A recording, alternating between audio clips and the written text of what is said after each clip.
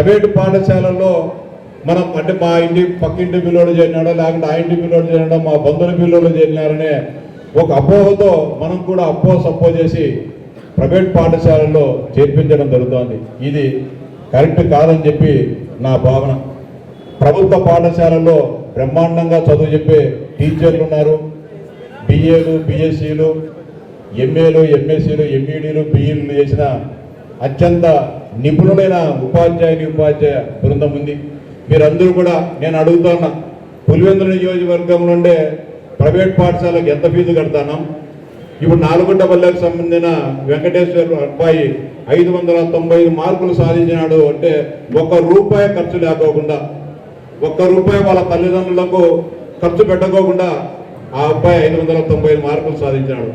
ఇదే మన నియోజకవర్గంలోనే ప్రైవేటు పాఠశాలల్లో వేలాది రూపాయలు డబ్బులు కట్టి ఫీజులు చెల్లించే పిల్లలు ఎందుకని సాధించలేకపోయినారు? అక్కడ ట్రైన్ చేసే నిపుణులైన ఉపాధ్యాయులు లేరు. మన దగ్గర నిపుణులైన పట్టుదలగా ఒక క్రమశిక్షణతో విద్యను బోధించే ఉపాధ్యాయులు ఉన్నారు కాబట్టి అది సాధ్యమైంది.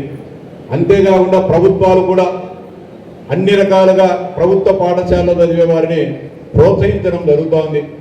వారికి ఆర్థికంగా ఇబ్బంది జరగకుండా 15,000 రూపాయలు తల్లికి వందనం పేరుతో డబ్బులు ఇవ్వడం జరుగుతోంది.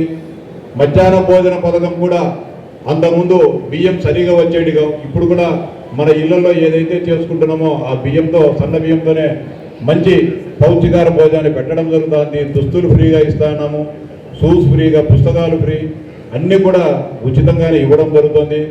మీకు అందరికీ కూడా ఇప్పుడు ఉత్తీర్ణులైన మంచి మార్కులు సాధించిన పిల్లలే కాకుండా పాస్ అయిన ప్రతి ఒక్కరికి కూడా శుభాకాంక్షలు తెలియజేస్తూ ఉన్నా. మీకందరికీ కూడా మీరే ప్రభుత్వ పాఠశాలను బలోపేతానికి, ప్రభుత్వ పాఠశాలల్లో పిల్లలు చేర్పించేదానికి బ్రాండ్ అంబాసిడర్లుగా మీరే పనిచేయాలి. పిల్లలు, తల్లిదండ్రులు మా స్కూల్లో గవర్నమెంట్ స్కూల్లో చదివితే ఇన్ని సౌకర్యాలు ఉంటే మాకు మార్కులు రాలేదా? ప్రైవేటు స్కూల్కి పోయినందువల్ల మన అమ్మ నాన్నగారు అప్పులు పాలు కావడం తప్ప దానివల్ల ఉపయోగం ఉండదనే విషయాన్ని మీరు, మీ తల్లిదండ్రులు అందరూ కూడా చెప్పాలా. ఇక్కడ ఉన్న వాళ్ళందరం కూడా ప్రభుత్వ పాఠశాలలో చదివిన వాళ్ళమే. మీకు చదువు చెప్పి అందరూ కూడా నాకు తెలిసి కాన్వెంట్లో చదివిన వాళ్ళు ఎవరు లేరు టీచర్లు. ఈ రాష్ట్రంలో ప్రైవేట్ స్కూళ్ళల్లో చదివి టీచర్ ఉద్యోగాలు చేసేవాళ్ళు ఎవరు లేరు.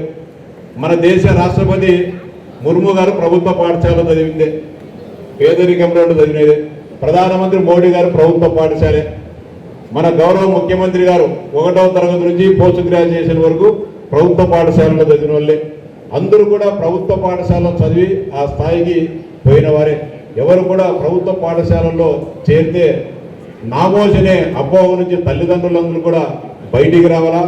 ఆ మేరకే ఇటీవల 10వ తరగతి పరీక్ష ఫలితాలు వచ్చినప్పుడు భారతదేశంలో ఎప్పుడూ గతంలో ఎక్కడ లేని విధంగా మన గౌరవ విద్యాశాఖ మంత్రి నారా లోకేష్ గారు ప్రభుత్వ పాఠశాలల ఘన విజయం గురించి అన్ని పేపర్లను కూడా ఫ్రంట్ పేజీ యాడ్ ఇవ్వడం జరిగింది. మా ప్రభుత్వ పాఠశాల పిల్లల ఘనత ఈ విధంగా ఉందని చెప్పి చెప్పడం జరిగింది. అంటే ప్రభుత్వ పాఠశాల ప్రోత్సహించారా, ప్రభుత్వ పాఠశాలలో పిల్లలు చేర్పించే విధంగా విద్యార్థులు తల్లిదండ్రులు కూడా ముందుకు రావాలని చెప్పి ఆ కార్యక్రమాన్ని శ్రీకారం చుట్టడం జరిగింది. అదేవిధంగా గతంలో ఎప్పుడు లేని విధంగా ఎన్డీఏ ప్రభుత్వం వచ్చిన తర్వాత 10వ తరగతి ఇంటర్మీడియట్లో ఉత్తమ ప్రతిభ కనబరిచిన వారందరితో కూడా విద్యాశాఖ మంత్రి స్వయంగా సమావేశం ఏర్పాటు చేసి వారందరితో కూడా మాట్లాడి వారందరి మంచి చెడ్డలు కనుక్కొని వారితో పాటు ఫోన్ చేసి వారికి సన్మానించే కార్యక్రమం కూడా చేయడం జరుగుతోంది. అంటే ప్రభుత్వ పాఠశాల చదివితే అనేక ప్రోత్సాహాలుగా ఉన్నాయి, అనేక విధాలుగా మంచి జరుగుతుంది. కాబట్టి మీరు కూడా ఇప్పుడు ఉత్తమ మార్కులు వచ్చిన వాళ్ళకు IIITలో సీట్లు వస్తాయి. దానితో వారి భవిష్యత్తు వాడికి సెటిల్ అవుతుంది కూడా, భవిష్యత్తులో మంచి ఉద్యోగాలు వస్తాయి. మిగతా పిల్లలు కూడా అన్ని మండలాల్లో, అన్ని ప్రాంతాల్లో ప్రభుత్వ జూనియర్ కళాశాలలు ఉన్నాయి.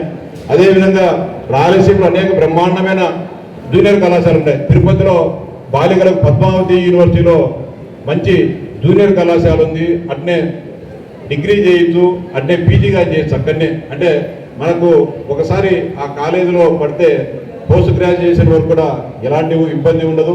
మీకు ఎలాంటి విద్యాపరంగా నేను మీ అందరికీ కూడా మనస్ఫూర్తిగా తెలియజేస్తున్నా, విద్యాపరంగా ఏ ఇబ్బంది వచ్చినా కూడా నాకు ఫోన్ చేయండి, నా దగ్గరికి రండి. నేను మీ అందరికీ కూడా ఏ సమస్య వచ్చినా మీకు ఏ తోడ్పాటు కావాల్సినా కూడా అందించేదానికి నేను ఎప్పుడు కూడా సిద్ధంగా ఉంటా.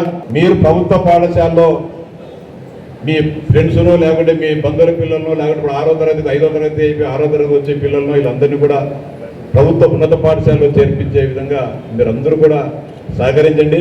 మీకు అందరికీ కూడా మేము అండగా ఉంటాం, తోడ్పాటును అందిస్తాం.